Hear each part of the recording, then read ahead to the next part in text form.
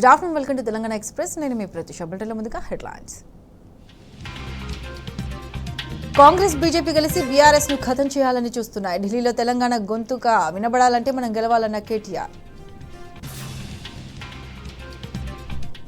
తక్కువ ఓట్ల తేడాతో అసెంబ్లీలో 14 సీట్లు కోల్పోయాం. కష్టపడితే లోక్సభ ఎన్నికల్లో విజయం మనదేనన్న కేటీఆర్.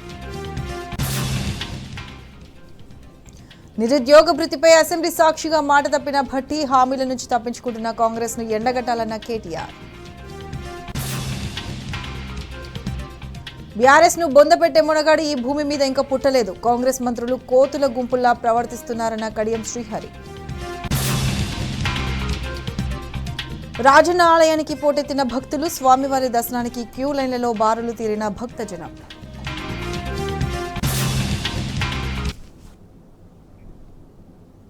ఇక అప్డేట్ చూస్తే తెలంగాణ అసెంబ్లీ ఎన్నికల్లో దొంగ మాటలు చెప్పి కాంగ్రెస్ అధికారంలోకి వచ్చిందన్నారు బీఆర్ఎస్ వర్కింగ్ ప్రెసిడెంట్ కేటీఆర్.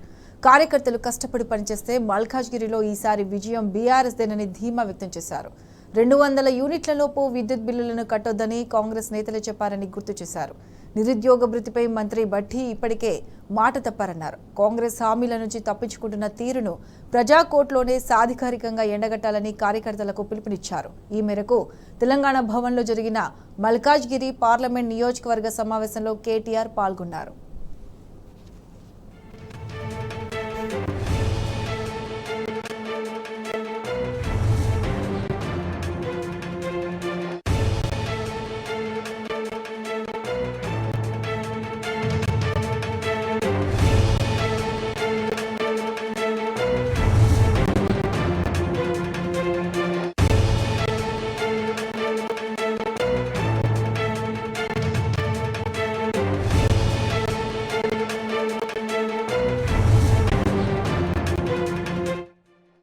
పార్లమెంట్లో తెలంగాణ సమస్యల మీద పోరాడిన చరిత్ర బీఆర్ఎస్ పార్టీదే అన్నారు బీఆర్ఎస్ వర్కింగ్ ప్రెసిడెంట్ కేటీఆర్. ఎట్టి పనికైనా మట్టి పనికైనా తెలంగాణ ఏకైక గొంతుగా బీఆర్ఎస్ పార్టీని అన్నారు. అదానీ మోడీ ఒక్కటేనని ఢిల్లీలో విమర్శించే కాంగ్రెస్ దావోస్లో అదే అదానితో పెట్టుబడుల ఒప్పందం కుదుర్చుకున్నారన్నారు. బీజేపీ కాంగ్రెస్ పార్టీలు ఒక్కటేనని స్పష్టం చేశారు. మల్కాజ్గిరిలో భారీ మెజారిటీ దిశగా కష్టపడదామని బీఆర్ఎస్ శ్రేణులకు కేటీఆర్ పిలుపునిచ్చారు.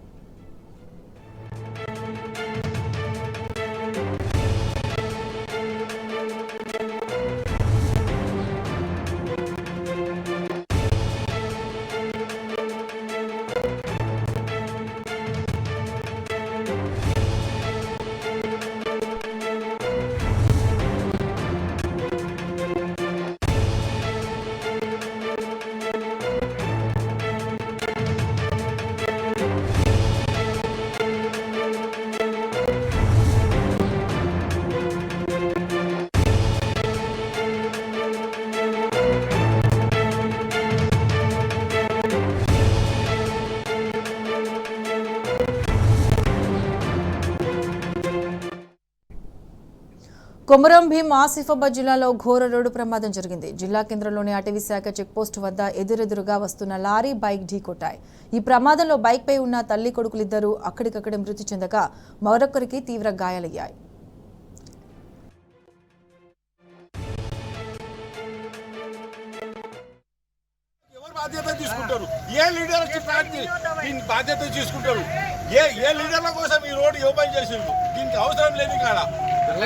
రోడ్ అవసరం లేని కాడ ఓపెన్ చేసి ప్యానల్ తీస్తాను. దీని బాధ్యత డిబిఎల్ వాళ్ళదా, హైవే వాళ్ళదా, లేక మన ఆసిఫాబాద్ లో ఉన్న లీడర్ వాళ్ళదా?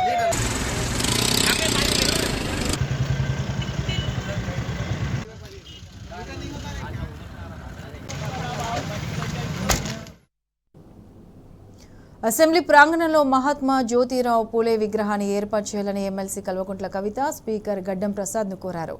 భారత జాగృతి తరపున హైదర్గూడ న్యూ ఎమ్మెల్యే క్వార్టర్స్లో స్పీకర్ను కలిసి వినతి పత్రం అందించారు. ఆధునిక భారతదేశంలో పునర్జీవన ఉద్యమ పితామహుడిగా జ్యోతిరావు పూలే కృషి చిరస్మరణీయమని కవిత పేర్కొన్నారు. సమానత్వ స్ఫూర్తిని అనునిత్యం చట్టసభల స్మృతి పథంలో నిలిపే సదుద్దేశంతో జ్యోతిరావు పూలే విగ్రహాన్ని తెలంగాణ అసెంబ్లీలో ఏర్పాటు చేయడం అవసరమన్నారు. ఇది భారత జాగృతి సహా వివిధ సామాజిక సంస్థలు, బీసీ సంఘాల చిరకాల కోరికని లేఖలో పేర్కొన్నారు.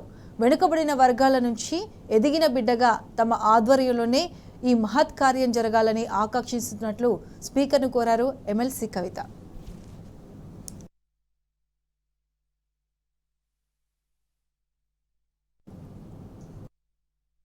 రాజకీయ పరిస్థితులు, ఇవాళ భారతదేశంలో జరుగుతున్నటువంటి చర్చ, ఇవన్నిటి సందర్భంలో భారతదేశంలో అత్యధిక జనాభా కలిగినటువంటి బలహీన వర్గాల సమూహానికి తగిన రాజకీయ ప్రాతినిధ్యం రావాలనేటువంటి చర్చ సర్వత్రా కొనసాగుతున్నది.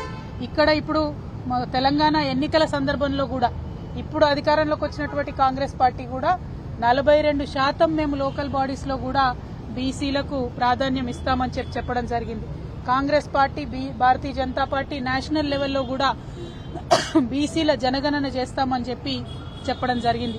ఇవన్నిటి అంశాలను దృష్టిలో పెట్టుకొని బలహీన వర్గాలకు సమాన రాజకీయ ప్రాతినిధ్యం ఉండాలంటే, వారు ముందుకు రావాలంటే, బలహీన వర్గాలకు మరి ఒక సంఘ సంస్కర్తగా ఉండి భారతదేశ వ్యాప్తంగా అనేక ఉద్యమాలు చేసి భారతదేశంలో ఒక అవేర్నెస్ తీసుకొచ్చినటువంటి గొప్ప సంఘ సంస్కర్త జ్యోతిరావు పూలే గారి విగ్రహం అసెంబ్లీ ఆవరణలో ఉండాలనేటటువంటి అంశంతో ఇవాళ భారత్ జాగృతి తరఫున మన స్పీకర్ గారు సభాపతి గారిని కలిసి వినతి పత్రం ఇవ్వడం జరిగింది.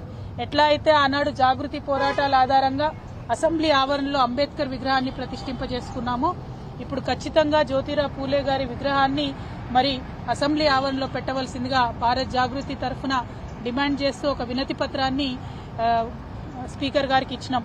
తప్పకుండా ఏప్రిల్ 11వ తారీఖు నాడు పూలే గారి జయంతి ఉంది.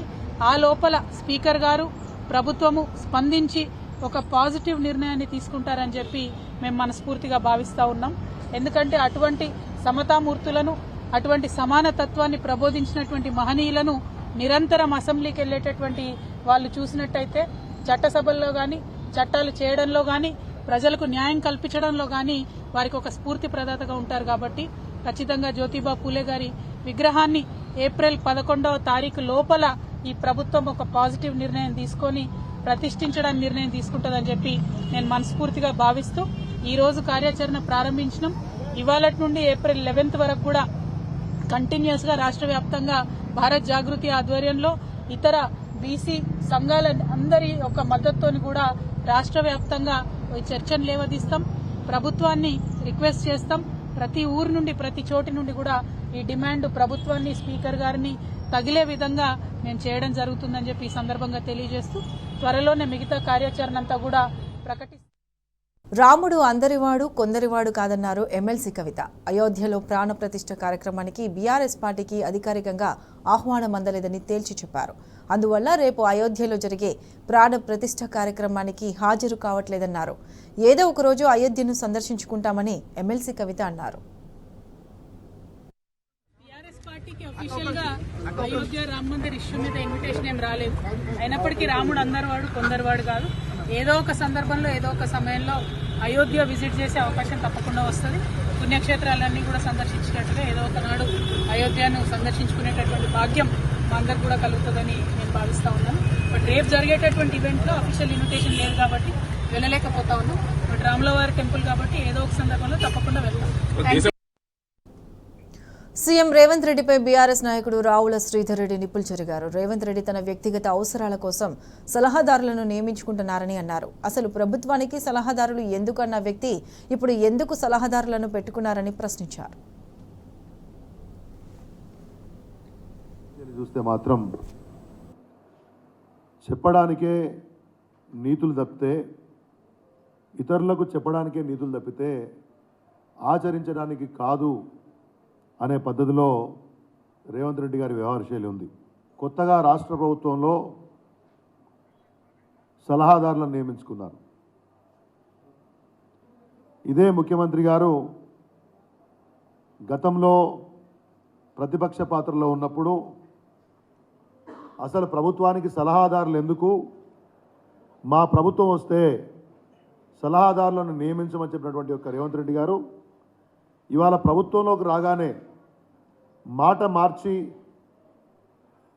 చెప్పిన విషయాలు కాకుండా చేతల్లో వేరే రకంగా వ్యవహరిస్తూ ఉన్నారు. ఏ మాటలైతే మీరు చెప్పినారో, రేవంత్ రెడ్డి గారు టీడీపీలో ఉన్నప్పుడు మా ప్రభుత్వం మీద సలహాదారులను ఎందుకు వేశారు అని చెప్పి కోర్టుకు పోయినారు. కాంగ్రెస్ ప్రెసిడెంట్ హోదాలో కూడా సోమేష్ కుమార్ గారిని చీఫ్ అడ్వైజర్ వేసినప్పుడు కోర్టుకు పోయినారు సవాల్ చేస్తూ. మరి ఇవాళ ఎందుకు సలహాదారులను నియమించారో ప్రజలకు చెప్పాల్సినటువంటి అవసరం ఉంది. కేసీఆర్ గారు సలహాదారులను నియమిస్తేనేమో అవసరం లేని పని చేసినట్లు, రాష్ట్ర ప్రజల యొక్క సొమ్ముని ధనాన్ని, ప్రభుత్వం యొక్క ధనాన్ని దుర్వినియోగం చేసినట్లు అవుతుంది అని మాట్లాడారు రేవంత్ రెడ్డి గారు. మరి ఇవాళ మీరు వేసినటువంటి సలహాదారులకు ఇచ్చే జీతభత్యాలు ప్రజల సొమ్ము నుంచే కదా ఇస్తారు. మరి అది వృధా అయినట్టు కాదా? ఇవాళ ప్రజలు ఆలోచించాలి. అటువంటి ఎక్స్పర్ట్స్ని ప్రభుత్వంలో నియమించుకుంటే రేవంత్ రెడ్డి గారు ఉద్దేశపూర్వకంగా విష ప్రచారం చేశారు.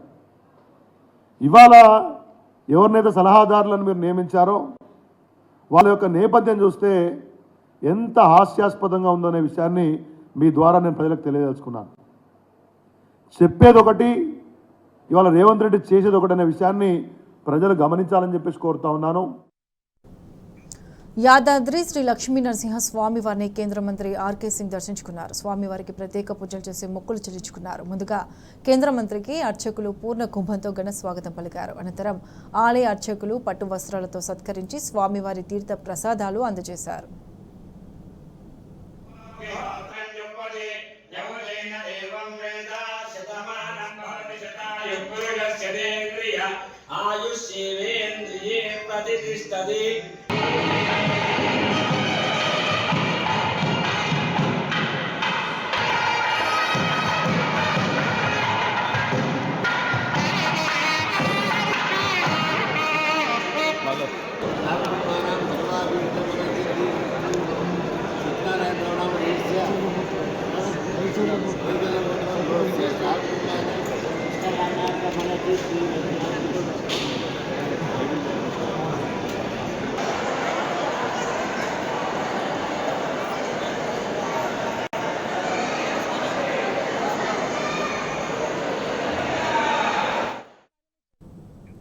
ప్రసిద్ధ పుణ్యక్షేత్రమైన వేములవాడ ఆలయానికి భక్తులు పోటెత్తారు. ఆదివారం సెలవు కావడంతో తెల్లవారుజాము నుంచి స్వామివారి దర్శనానికి భక్తులు బారులు తీరారు. ఆలయ ధర్మగుండంలో స్నానాలు ఆచరించి కోడెముక్కులు, తలనీలాలు సమర్పించుకున్నారు. వివిధ ప్రాంతాల నుంచి భక్తులు పెద్ద సంఖ్యలో తరలి రావడంతో ఆలయ పరిసరాలు శివనామస్మరణలతో మారుమోగుతున్నాయి.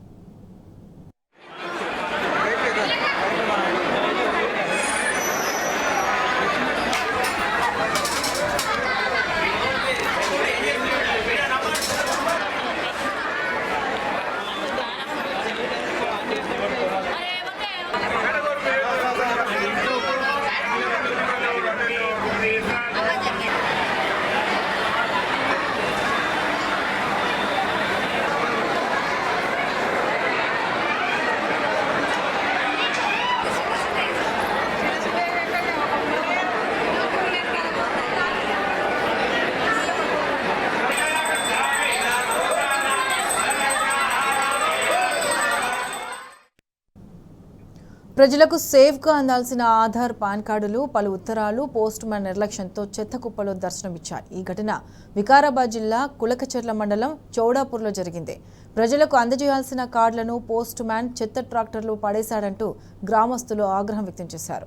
వందల సంఖ్యలో వచ్చిన కార్డులను ప్రజలకు అందించకుండా వాటిని పాడేయడం దారుణమని మండిపడ్డారు. విధుల్లో నిర్లక్ష్యంగా వ్యవహరించిన పోస్ట్ మ్యాన్ను ఉద్యోగం నుంచి తొలగించాలని గ్రామస్తులు డిమాండ్ చేశారు. ఈ ఘటనపై పోస్టాఫీస్ అధికారులు విచారణ చేపట్టారు.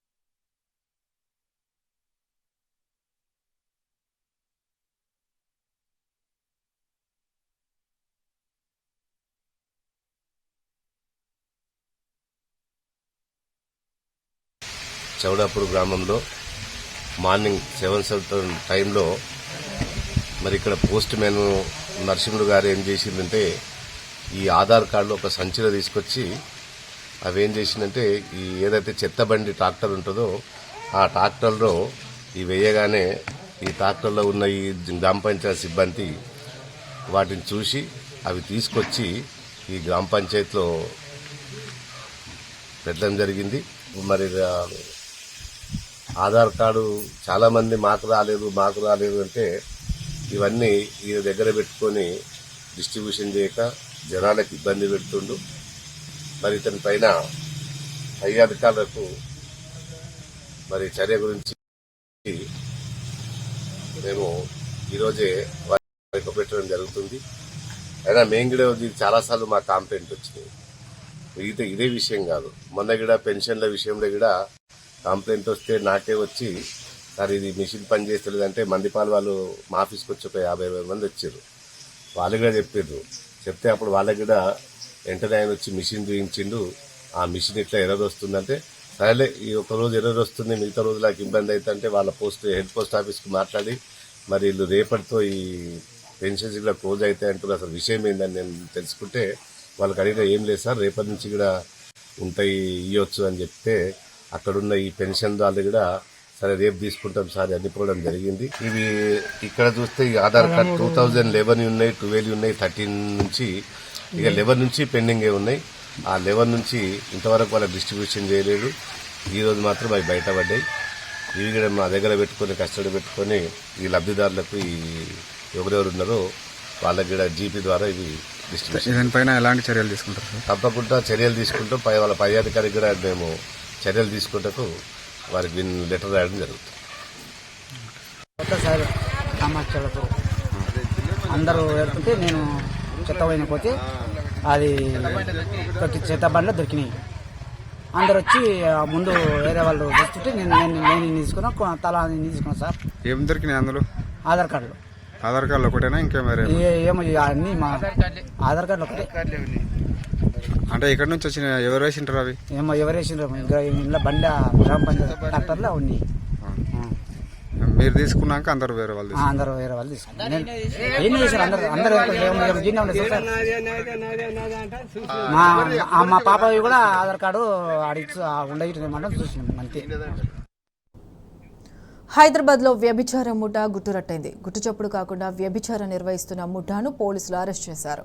హ్యాబిట్స్లోని ఫార్చ్యూన్ హోటల్లో తనిఖీ చేసిన సౌత్ జోన్ టాస్క్ ఫోర్స్ పోలీసులు 16 మంది అమ్మాయిలు, 4 కస్టమర్లు, 2 ఆర్గనైజర్లను అదుపులోకి తీసుకున్నారు.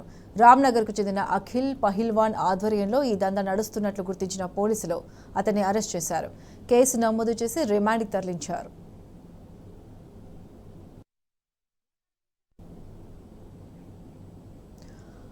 అఖిల్ పహల్వాన్ను అరెస్ట్ చేసి విచారిస్తుండగా కేసులో కొత్త కోణాలు వెలుగులోకి వచ్చాయి. అతన్ని ఫోన్ చెక్ చేయగా అందులో పలు జాతీయ, అంతర్జాతీయ వ్యభిచార ముఠా నెంబర్లు ఉన్నట్లు పోలీసులు గుర్తించారు. ఆ ముఠాలతో రోజుకు 20 నుంచి 30 వరకు కాల్స్ మాట్లాడుతున్నట్లు విచారణలో తెలుసుకున్నారు.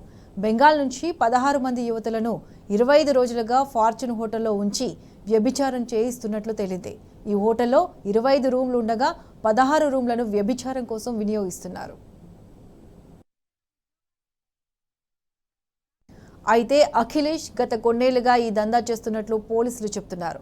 సినిమాలో ఛాన్స్ ఇప్పిస్తానని ఆశ చూపి బెంగాల్ యువతులను హైదరాబాద్ తీసుకొచ్చి హోటల్లో ఉంచి వారితో వ్యభిచారం చేయిస్తున్నట్లు పోలీసులు గుర్తించారు. వెస్ట్ బెంగాల్కు చెందిన అమ్మాయిలతోనే కాకుండా సినిమా ఇండస్ట్రీకి సంబంధించిన వారితో కూడా అఖిలేష్కు సన్నిహిత సంబంధాలున్నట్లు ఆరోపణలున్నాయి. ఈ కేసు దర్యాప్తును పోలీసులు ముమ్మరం చేశారు.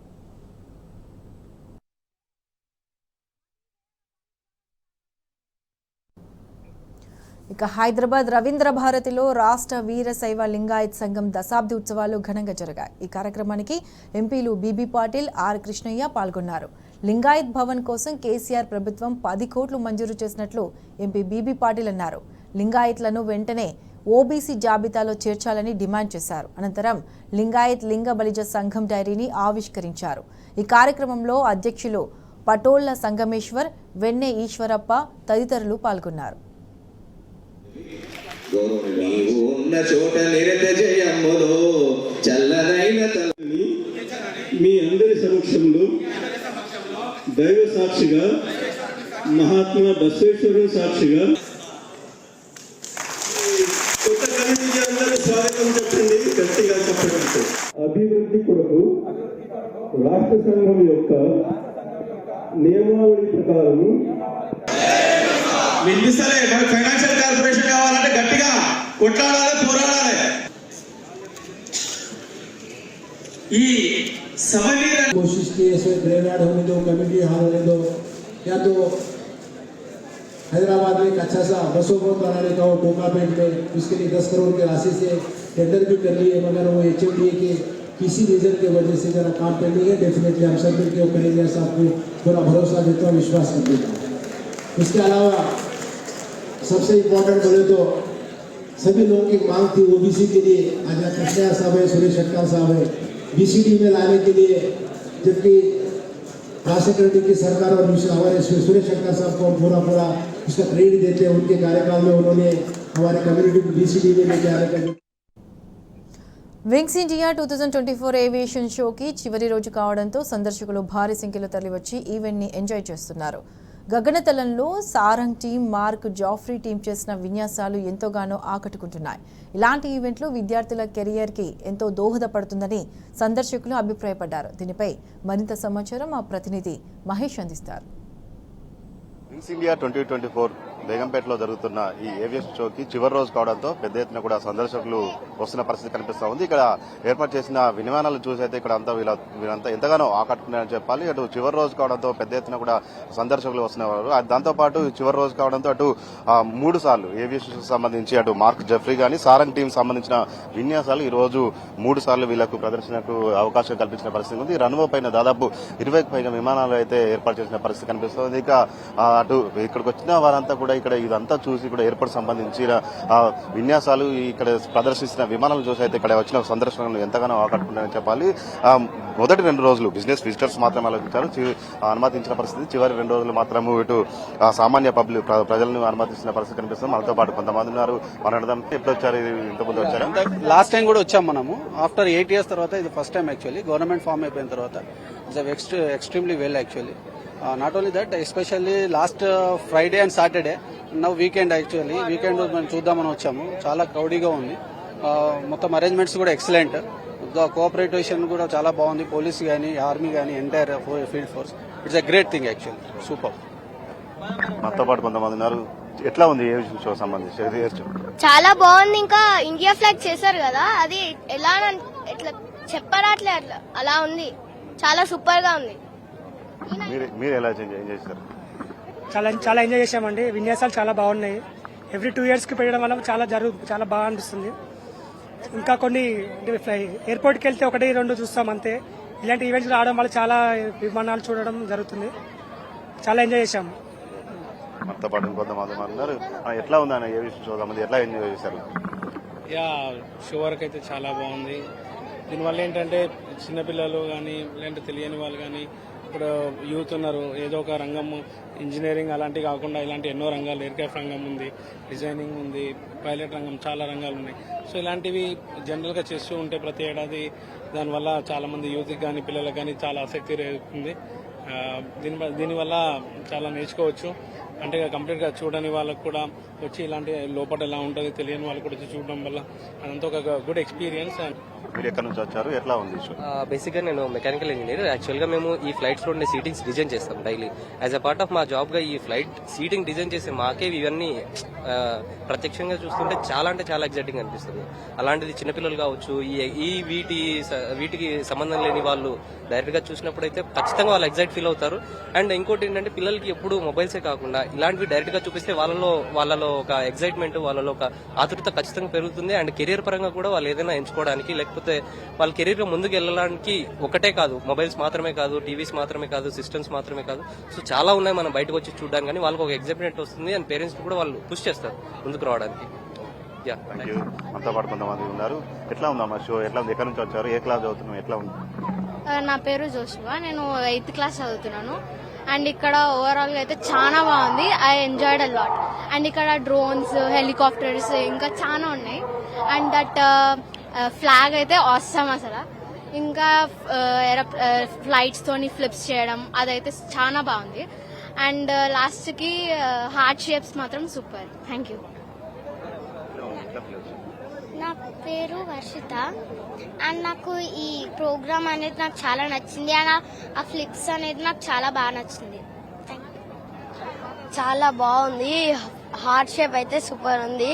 ఒకటి పెద్దగా వేసిండ్రు, ఒకటి చిన్నగా వేసిండ్రు. అట్లనే ఫ్లాగ్ కూడా సూపర్ ఉంది. ఇది మొత్తంగా చూసుకుంటే అటు చిన్నపిల్లలు మాత్రం ఇక్కడ ఇటు విన్యాసాలకు సంబంధించి ఎంతగానో ఎంజాయ్ చేస్తున్న పరిస్థితి కనిపిస్తుంది. అటు మాక్ జెఫ్రీ గానీ సారంగ్ టీం ఈ రెండు టీంలు కలిపి చేస్తున్న విన్యాసాలు అయితే మాత్రం ఇక్కడికి వచ్చిన సందర్శకులను మాత్రం ఎంతగానో ఆకట్టుకుంటారని చెప్పాలి. కెమెరామెన్ దశరథ్తో Mahesh T news, Begumpet airport నుంచి. ఈ bulletin updates keep watching T news.